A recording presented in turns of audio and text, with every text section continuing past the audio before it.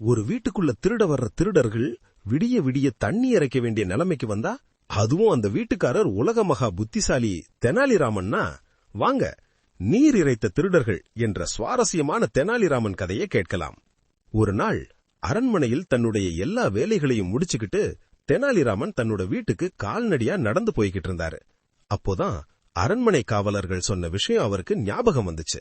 நாட்டுல சமீப காலமா நிறைய திருட்டுகள் நடக்குது. வீட்டுக்கு நெருங்கும் போது தெனாலிராமன் கவனிச்சாரு. 4-5 பேர் சந்தேகமா அவரோட வீட்டையே நோட்டமிட்டு நின்னுகிட்டு இருந்தாங்க. அடடா, அரண்மனையில வேலை செய்யற என்னோட வீட்டுக்கே திருடர்கள் வந்துட்டாங்களே இன்னும் மனசுல யோசிச்சாரு.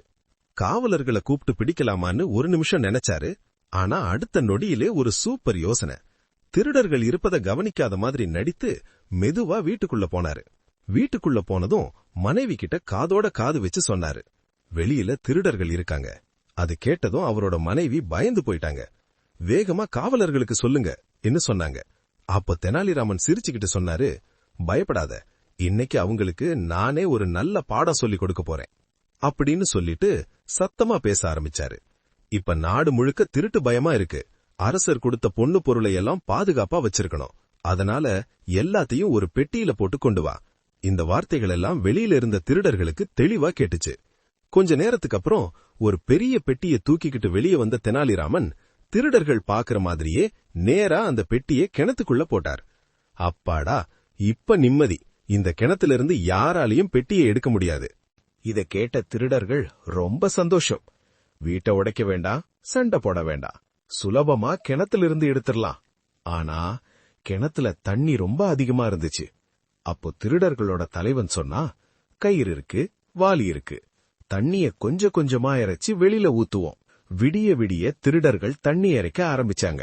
இதையெல்லாம் ஜன்னல் வழியா பார்த்த தெனாலிராமன் சிரிச்சாரு. பாத்தியா, இன்னைக்கு தோட்டத்துக்கு இந்த திருடர்களே தண்ணி பாய்ச்சறாங்க. அதே நேரத்துல காவலர்களுக்கு தகவல் அனுப்பினாரு. விடியிற நேரத்துல காவலர்கள் வீட்டை சுற்றி வளைச்சாங்க. திருடர்கள் எல்லாரையும் பிடிச்சு காவலர் தலைவர் அழைத்து போனார். இந்த சம்பவம் ஊர் முழுக்க பரவிச்சு. திருடர்கள் சொல்லிக்கிட்டாங்க, திருட வந்த இடத்துல இப்படி விடிய விடிய தண்ணி இறைக்க வச்சிட்டாரே. இந்த விஷயம் கேட்ட அரசர் தெனாலிராமனின் புத்திசாலித்தனத்தை பாராட்டி நிறைய பொன்னும் பொருளும் கொடுத்தார்.